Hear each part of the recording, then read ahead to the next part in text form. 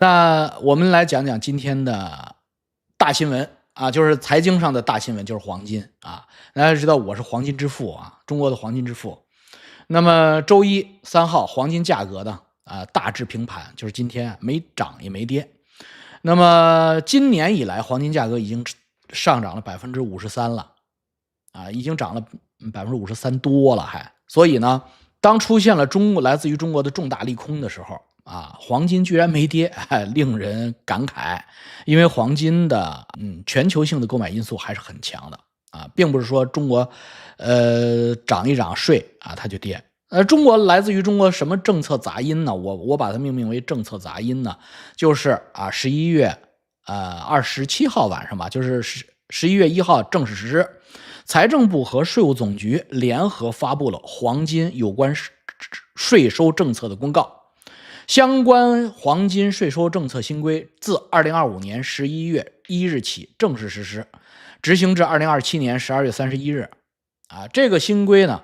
我把它命名为黄金收税新规啊，每克黄金的价格最多可以影响50元人民币啊，也现在是1000人民币一克吧，大数。那么我们就说它这次新规呢，大概能影响50元每克，影响到消费者手里。所以我们值得注意这么几个新的政策变化的亮点。第一呢，它是个暂时性的规矩，也就是说它在不停的调整，它明确2年我们2年之内先这么玩之后我们再看着这是一个试探性的改革措施，这是第一。第二呢，我们可以精确的判断目前中国没钱了就是没钱了财政部、国税总局税务总局玩命的找钱，连他妈黄金他们也不放过，黄金你也不放过，你还是人吗？那么我看了看水平比较高的报道是上海证券报，水平比较高什么21什么一财那怎么的？是不是我走了这几年你们都吃屎长大的？我操！那么上海证券报作者还是不错的小记者，那他提供了一个报道，那么我来分析分析。这次新规呢，首先厘清了投资性黄金和非投资性黄金的2个范围这是这次新规的一个重大的特点，就是它把黄金分2类，一类是金条，一类是金首饰。所以它根据这个金条和金首饰分别制定了收税的政策这是新规那么以前是不分的以前没有这么的清晰的界定那么核心逻辑是什么呢？核心逻辑就是4点。第一个就是明确界定了一个交易所所内交易和交易所场外交易的收税的区别。也就是说，会员单位上海黄金交易所这种会员单位通过场内交易，上海黄金交易所或者上海期货交易所买卖交易标准黄金，依然免征增值税就是场内交易还是不交税。那么而纳税人不通过交易所，就是进行场外交易，销售标准黄金包括投资型的金条，就要按规定执行新的增值税收税标准了，13%这个就是一个很糟糕的坏消息。因为普通老百姓我的观众朋友们，我们都不是上海交易所的会员，我们他妈怎么去上海交易所做场内交易呢？那不是一派胡言吗？那么我们只能进行场外交易吗？我们只能去金店去买。那么金店毫无疑问它是上海有可能大型金店它是上海黄金交易所会员，但是它在卖给你的时候它也要收你的增值税。那么它尤其是投资类的，它从黄金交易所场外提货的时候是即征即退的，但是它卖给你的时候它是要收税的所以开普票不开增值税票。所以这个就是第一个区别，场内交易和场外交易分别纳税。那么它的目标是什么呢？它的目标显然是引导场内交易尽量的让大家去做场内交易。它给什么人提供这样的引导呢？说他是给卢铁流这样的这种普通的黄金投资者去引导吗？屁呀！上海黄金交易所又不是上海股票交易所，你个人不能开户那怎么办呢？他是给一些要做黄金类似金融产品的金融机构或者投资机构来开的这么一扇门你比如说怡和黄金，我是上海黄金交易所的会员，那么我在国内呢，就可以利用它这个新规，我再给老百姓提供类似于场内交易的 ETF 金融产品啊，或者我是个银行，我也可以提供 ETF。那么我从老百姓这儿拿来钱，然后去上海黄金交易所啊做 ETF 去，我那边是免税的，所以你们拿到的钱也免税，这是它的一个政策性引导的这么一个趋势啊。那对于老百姓来说不是什么好消息，因为大家知道啊，作为我的观众来说，我一再强调啊，我还是鼓吹大家买实物金条，因为你是避险啊，那险出来的时候，大洪水出来的时候，哪他妈还有 ETF 和银行啊？所以这个是一大利空。那么第二就是把黄金是否出库提货作为税收的分界点啊，我什么时候收税，什么时候不收税，就是没有发生实物交割的不收税啊，交易所全程免征增值税。一旦发生实物交割提货拿走了，按用途不同执行不同税率，就是投资型的和产品型的，工业产品或者首饰产品它都属于产品型的，投资型一个税率，产品型一个税率。第三个，它的这次新规就是什么？它区分了用途，就是刚才我开始说的区分用途，就是明确指出投资性的，就是金条金币就是我们颐和黄金出的那东西叫投资性的，和非投资性的，非投资性的就是产品性的，商品属性的。那么它是这么规定的，以前是没有的它这么规定的，会员单位购入标准黄金用于投资性用途的，交易所实行增值税即征即退就是颐和黄金从他那儿进货，进标准金锭，加工成小面额的10克30克的卖给你们，我从那儿进货，增值税是即征即退的同时依然免征城市维护建设费、教育费附加，这跟以前是一样的就全免税的，并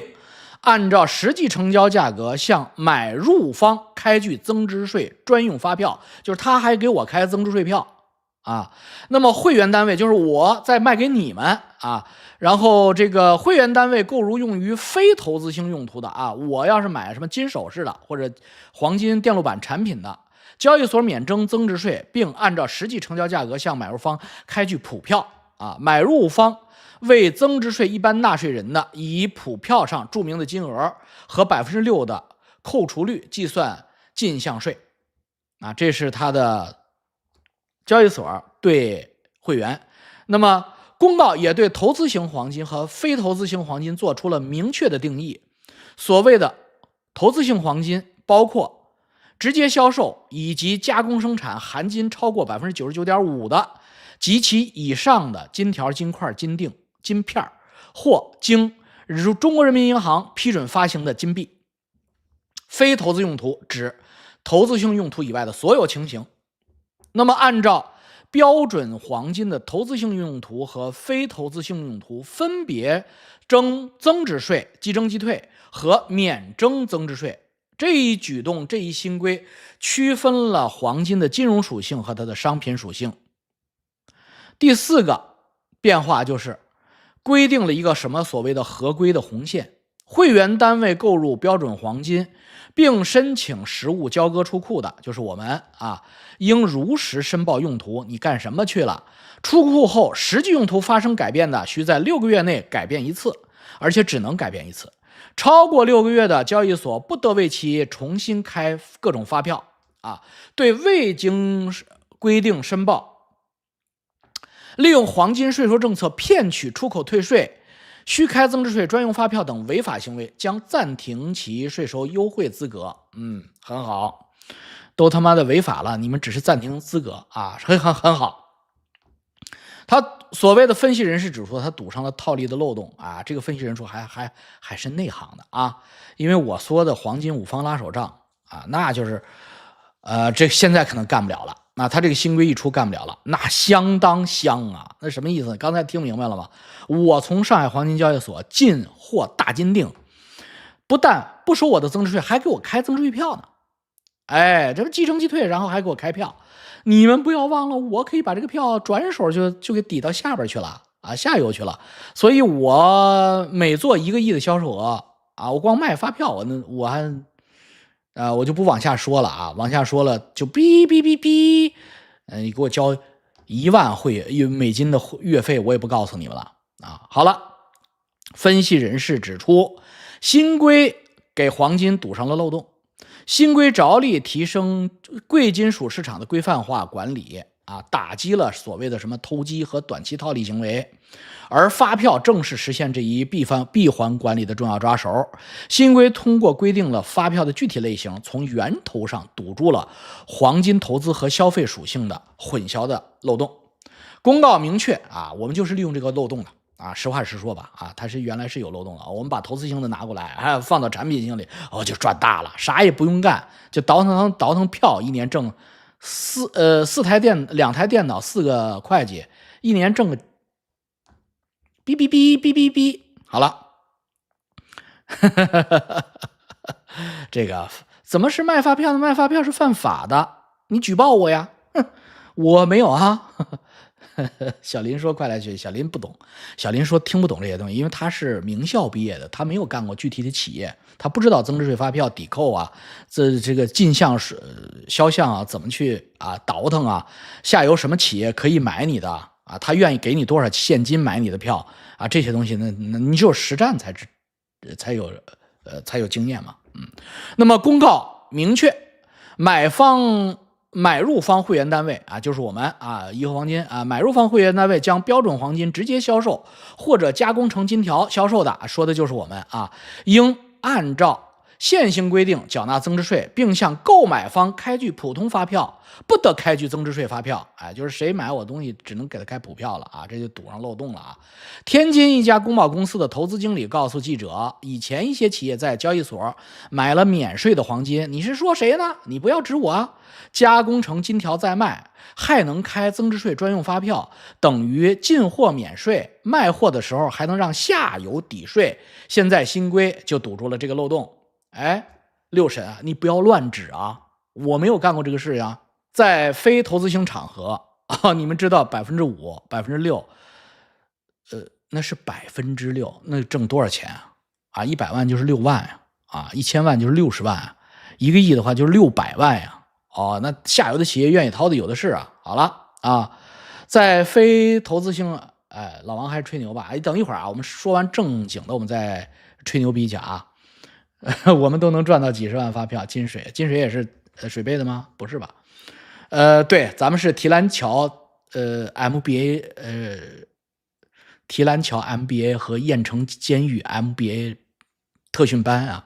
都给你们培养到那儿去了，你们别瞎学人现在堵上漏洞了。在非投资性场合下，公告规定，买入方会员单位将标准黄金加工成非投资性用途产品并销售的，按现行规定缴纳增值税，可以向买方开具增值税或专用票。主要是为了做珠宝或者导线芯片可以为购买方开增值税发票，按6%抵税，但得证明用途，不能乱开。深圳水贝市场的阿娟对记者说购金成本如何变化呢？对于消费者，购金成本的变化一定是叠加在消费者身上的。那么金市目前的售价本就包含了13%的增值税和5%的消费税新规未新增或提高相关税种，意味着消费者购买金饰的税负成本没有变化。但从间接影响来看，对珠宝企业来说，新规推高了其购买原材料的成本。这才是刚才那句话是屁话对于老百姓来说没有变化，废他妈话！店家增加了6%的成本，那能不转移给消费者吗？那这什么人写的这个逻辑不通那么首饰商根据实际税负大约增加了6%，那么这个会间接的影响首饰零售价。而投资者想要买金条新规之下影响可就更大了。没错，全加给你身上了因为投资者以前买金条的时候是不需纳税的，但现在呢就必须纳税，无法抵扣那个普票是无法抵扣的，成本骤增不好意思，13%您一个人扛吧。那么新规主要针对的，大家看得出来就是投资型金条。那么它的目标可能是多收点税，另外一个就是引导 ETF 进黄金交易所场内交易。你应该是上海黄金交易所和国税财政是穷疯了的举措，这是不好的政策我明确的告诉大家，这是一个与民争利的政策。这对于中国的长治久安也不是好处啊。大家知道，站在一定的高度看问题，不用站到月球上，你就站在喜马拉雅峰的峰尖上看问题。目前的世界的主流就是中国和美国的对抗，无论是谁当美国总统，还是谁当中国的主席，最终的大的趋势就是中美二雄。这个世界上有两个超级大国，而且不相伯仲，一中一美。那么在这种对抗过程中，首先发生的就是经济上的对抗啊，热战那是冷战，那都是下一步。首先是经济战争，表现为货币战争、关税战争。那么无论是货币战争还是关税战争，其核心来说都是对于双方货币的互相攻伐啊，对于双方货币，尤其是美元的重新定价。那么在这个过程中，如果藏富于民，发动人民战争，中国用老百姓的力量，既是避险，也是大量的持有实物黄金的话，对于美国来说是极其不利的，而且他也无法制裁，因为这是民间市场行为，并非国家行为。所以此时此刻，在中国民间持有黄金，兴趣高涨的时候啊，然后你出台这样的政策，其心可诛也。财政部、国税总局、上海黄金交易所全他妈给我拉出去犬决，出这样的政策，犬决。凭什么一克金条就给人加 13% 的成本呢？凭什么一件金首饰就给人家加 6% 的成本呢？你们这帮孙子与民争利，狗操的！你们看见老百姓现在挣钱了，你们眼红。说白了就是你们这帮狗操的，那么多钱让你们他妈的贪污腐败，你们还不够，你们还要刮这 10%， 不是人揍的玩意儿啊！变了，老庙涨了快200一克，这是不好的，这是一个不好的政策。但是呢，啊，说归说，闹归闹，我告诉你们啊，匹夫撼树啊，挡不住的人民群众购买黄金的热情，人民群众不跟你们玩了的热情，你们是他妈的无法阻挡的。每个人民群众只要买100克黄金，世界金价就要翻一番，就这么简单。我们中国的人民群众啊，每个人买100克黄金都不用10亿人，2亿老百姓、1亿老百姓中产阶级，每家买100克，世界黄金给我翻一番。为什么？没货俩字儿。那不翻一番怎么办？也就是说，在中国每克黄金加这么多税收的这样的巨大的影响和冲击下，国际黄金价格没跌，我操，你就说牛不牛啊？平着走了。所以我还是那句话，黄金会站上5000美元，而且很快，1年之内就到5000美元了。你没有用，你越加税它越强。因为什么？这帮大傻逼啊！我操，就是他妈坏！我他妈的坏逼！我告诉你们啊，就是他妈的要拉老百姓身上的这点油水。为什么呢？你想想房地产就知道了。当年房地产价格天天涨的时候，他们是不是各种收税？这个税那个税，这个税那个税，对不对？就不让你买房子，就给你设置障碍，还要看你户口，还要看你是不是他妈的第1套房，还要他妈在银行贷款的利息上要吃你一口，对不对？房价它压下来了没有？为什么它越这么涨？从他妈2000年就开始嘎嘎嘎嘎嘎干，一直到2020年房价都在涨，为什么？就是因为这是个趋势，是由人口决定的，人口都在往城里搬。农村人口往城里搬，新的人口要结婚，净人口增加大于就是人口增加大于人口减少，它房地产价格就是要往上涨。你加税也没有用，你加破喉咙也没有用，而且你越加，只不过就是把这个成本转让给他妈的消费者而已。而且第一级消费者会先来的消费者会把成本再次转让给后来的消费者。但是啊，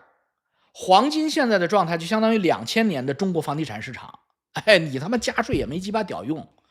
为什么？黄金现在没有过剩呢？我操，没有说大家的金子是不是弄多了？没有，大家都跟吼着都没有的，所以他加税也没有用啊。就是我跟你讲，经济学就这么简单，你看透了本质，他没鸡巴屌用。但是没屌用的同时，我们要骂他他妈坏。为什么？这是一个赤裸裸的能看出来，这不是一个为人民服务的政府。这个毛主席就要推翻他们的政府，这他妈是一个与民争利的政府。好了啊，这个国内现在提前到5000了，是啊，没办法。但是你要习惯啊，就是国内黄金以后这个地球上中国的黄金价格就是世界黄金的火车头，明白吗？要涨就中国先涨，要跌就中国最后跌。中国就是大火箭的发动机。那因为在黄金这个问题上，就是大妈改变世界啊，就是中国老百姓改变世界。好了，再见啊，再见。